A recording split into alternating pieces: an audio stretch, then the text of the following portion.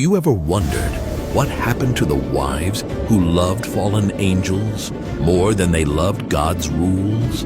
Get ready to discover how their angelic husbands turned against heaven and how these brave but foolish women suffered because of it. You'll learn why the Nephilim, the giant children born from this forbidden love, were wiped out by a terrible flood, and how Angel Michael stepped in to take charge. But the biggest shock is what he did to punish the wives afterward. Stay with us to find out how their souls became sirens and why they still haunt our stories today. You know how sometimes one look can change everything? Well, this story is about the biggest case of love at first sight gone wrong in history. Picture this: way up in heaven, angels were doing their thing, singing God's praises, keeping the universe running smooth. They had one job: serve God. Simple, right? But then something happened that wasn't supposed to. These mighty angels looked down at earth and saw something that made them stop in their tracks: human women. Now, these weren't just any women. They were beautiful in a way that was different from anything in heaven. It was real, raw, and human. Here's where things get interesting. These angels, who were supposed to be above earthly desires, started feeling something new. It was like a pull they couldn't explain. Every time they looked down, that feeling got stronger. Their bright heavenly glow started getting dimmer as thoughts they weren't supposed to have filled their minds. Down on earth, life was going on as usual. Women were living their lives, working, laughing, loving. No idea that up above, mighty beings were breaking every rule in the book just to watch them. But something strange was happening to these women too. They felt watched, special, like something amazing was about to happen. The air felt different. You know that feeling right before a huge storm hits? That's what it was like. Everything was charged with energy, danger, and excitement all mixed together. It was like the whole world was holding its breath, waiting for something big to happen. The angels knew they were playing with fire. Every time they considered leaving heaven, they remembered what they were supposed to be: God's servants, heaven's warriors. But that pull kept getting stronger. They started asking themselves questions they'd never asked before. What if we could feel what humans feel? What if we could love like they do? Their hearts, which were made to love only God, were now filled with desires they couldn't control. Each day, more angels joined in watching the earth below. Each day, their resolve weakened a little more.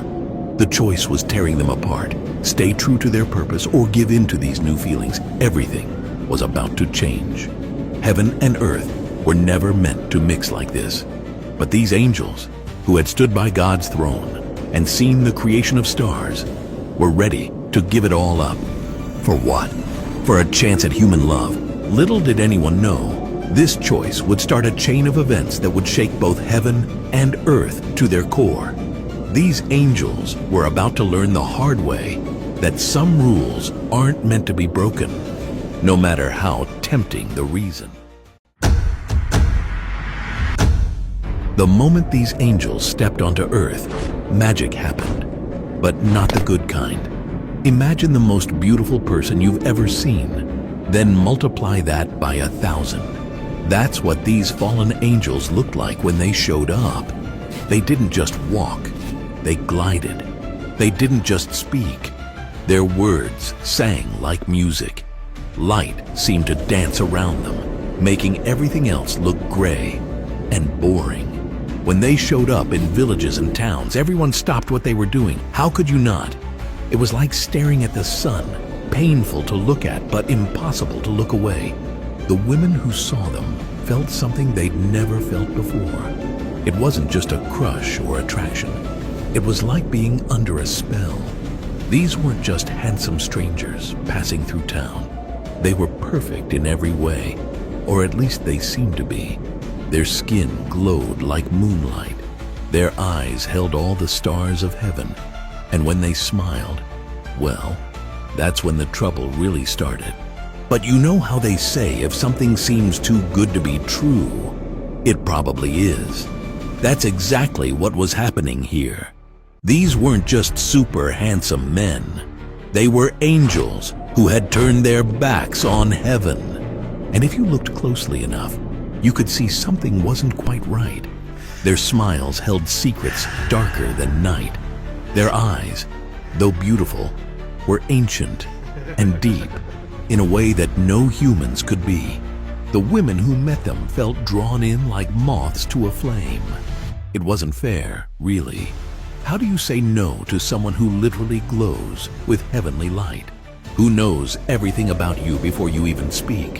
Who can promise you things no human man ever could? But here's the scary part. The more time these women spent with the fallen angels, the more they changed too. It's like they caught some of that otherworldly glow. They started seeing things differently. Normal life wasn't enough anymore. Regular men looked plain and boring compared to these heavenly beings. The fallen angels knew exactly what they were doing. They picked the most beautiful women, the ones who caught their eye from heaven. They used their heavenly powers to appear as everything these women had ever dreamed of. It was like a fairy tale romance, but with a horror story twist. Every time one of these angels took a human wife, it sent ripples through both heaven and earth. These weren't just regular marriages. They were unions that were never supposed to happen. And the children that would come from these marriages, well, that's where our story takes an even darker turn. Now, let me tell you about the children of these forbidden marriages. The Nephilim. Imagine a child being born, but instead of staying tiny and cute, they just keep growing and growing and growing. These weren't your average kids. They were giants with strength that could move mountains and appetites that could empty villages. When a Nephilim walked, the ground shook. When they spoke, their voices boomed like thunder. They were born with their angel father's power and their human mother's feelings, but none of the wisdom to handle either. Picture a toddler having a tantrum, but now make that toddler the size of a house. Scary, right? Cities lived in fear of these giants. Regular people, they didn't stand a chance. The Nephilim took what they wanted, ate what they wanted, and destroyed anything in their path. Some were as tall as trees, others even bigger. They weren't just big, they were smart too, and that made them even more dangerous. Up in heaven, God watched all of this happening. His perfect world was being turned upside down by these hybrid creatures who were never supposed to exist. His anger grew day by day as he saw how these giants terrorized his creation. The humans he loved so much were living in constant fear, hiding in their homes, praying for help. That's when heaven's greatest warriors, the archangels, knew they had to step in. But even for them, this wasn't going to be easy. Fighting a Nephilim was like fighting a force of nature. They were practically unstoppable, and there were so many of them. The archangels gathered their armies. They knew this would be the biggest battle they'd ever fought. Michael, Gabriel, and the others planned their attack carefully. They couldn't just rush in. These weren't demons they were fighting. These were creatures with angel blood in their veins. But here's the thing about having God on your side. You get backup plans, big ones. When the archangels realized even they might not be enough to stop the Nephilim, God decided to step in himself. He had a plan that would change the world forever. A flood that would wash away all the evil that had spread across the earth. The battle that followed, was like nothing the world had ever seen. Heaven's armies against the mighty Nephilim. With the biggest flood in history on the way, lightning split the sky, thunder shook the mountains, and rain began to fall. The Nephilim, for the first time ever, felt something they'd never felt before: fear. It was about to become clear to everyone, angels, humans, and Nephilim alike, that some lines should never have been crossed. You waiting for? Hit on that subscribe button right now. Have you ever seen storm clouds gather so dark that day turns to night? Well, multiply that by 1,000,000. That's how it started. The day God decided enough was enough. The sky didn't just darken, it turned black as ink. The air got so heavy you could barely breathe. At first, people didn't think much of it. Rain was normal, right? But this was different. The raindrops were thick and heavy, like tears from heaven itself. They didn't fall. They crashed down. Hour after hour, day after day, the rain just kept coming. No breaks, no letting up. Just endless water falling from an angry sky. The mighty Nephilim, who had terrorized everyone for so long, started to look scared for the first time. These giants, who could crush boulders with their bare hands, couldn't do anything against the rising water. They tried climbing the highest mountains, but the flood just kept climbing higher. Their strength meant nothing now. Nature itself had turned against them. You could hear the screams everywhere. People begging for mercy, crying out to heaven. The fallen angels watched helplessly as their children, these powerful beings they had created, struggled against the flood. But there was nothing they could do. This was God's punishment, and no power in heaven or earth could stop it. In the middle of all this chaos, one boat floated safely, Noah's Ark. Imagine being on that ark, hearing the storm rage outside, feeling the waves toss you around like a toy. Inside were the only humans and animals that would survive this worldwide cleanup. They could hear the desperate cries of those outside, but they couldn't help. This was God's plan, and they had to trust it. The water rose higher and higher. First, it covered the fields, then the forests, then the hills. Even the tallest mountains disappeared under the endless waves. The Nephilim, those mighty giants who once seemed unstoppable, were now just another thing for the flood to sweep away. Their incredible strength couldn't save them from drowning. The fallen angels could only watch from their chains as everything they had built, everyone they had loved, disappeared under the water. Their perfect children, their human wives, the cities they had helped build, all gone. The world they had corrupted was being washed clean. For 40 days and 40 nights, water fell from the sky. When it finally stopped, the world was just one giant ocean. No mountains, no valleys, no cities, just water as far as the eye could see. The only sign of life was Noah's Ark, floating alone on the endless sea. When the waters finally started going down, they revealed a completely different world. Everything the Nephilim had built was gone. It was like hitting a giant reset button on Earth. But for some, especially the wives of the fallen angels, an even worse punishment was about to begin.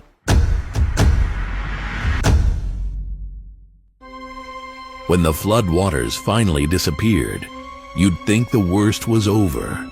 But for some, it was just the beginning. Remember those women who fell in love with the fallen angels? They survived the flood, but maybe that wasn't a blessing after all. Picture this. You've loved someone with all your heart, someone perfect and powerful, only to watch them be dragged away in chains. That's what happened to these women. Their angel husbands, once so mighty and beautiful, were now bound in darkness. Some were chained in deep valleys, others trapped in spiritual prisons. They couldn't help their wives anymore, couldn't protect them, couldn't even hold them. The wives, they were left alone to face what they'd done. Some of them broke down completely. Imagine realizing that your choices helped bring about the end of the world.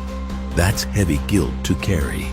They fell to their knees, begging God to forgive them. They cried until they had no tears left. But not everyone felt sorry.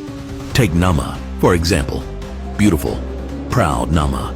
Even after everything, she wouldn't back down. She had gotten drunk on her own beauty and power, using them to lead others astray. Even now she stood tall, refusing to admit she was wrong. Her pride became her prison. God's punishment was creative and cruel. These women were turned into sirens. You know, those creatures who lure sailors to their doom. Yeah, that was them. Cursed to be beautiful but deadly, just like the angels they had loved. Forever drawing others into destruction, just as they had been drawn in themselves. The psychological damage was intense. These women had to live with crushing guilt, knowing their choices had helped destroy the world. Some went mad with grief. Others became empty shells of who they used to be. The weight of what they'd done was too heavy to bear. And their angel husbands, chained up in their prisons, they could sense everything their wives were going through. They could feel their pain, their despair, their madness, but they couldn't do anything about it. Talk about torture.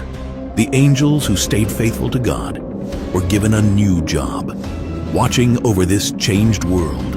They had to make sure nothing like this ever happened again.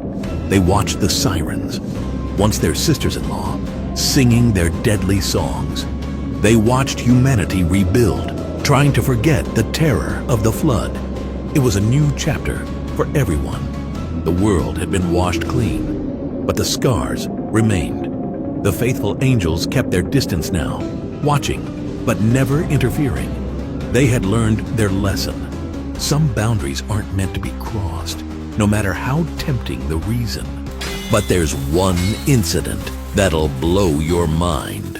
A fight between two of the most powerful beings ever, Michael and Lucifer themselves. And what were they fighting over? Moses' body. Yeah, you heard that right. The same Moses who parted the Red Sea. But this isn't just any regular fight. This battle was so important that it was kept hidden in a 3,000-year-old Bible that most people don't even know exists. Want to know what made Michael so angry that he had to face Lucifer himself? Or why Lucifer wanted Moses' body so badly? Trust me, what happened next changed everything we know about these powerful beings.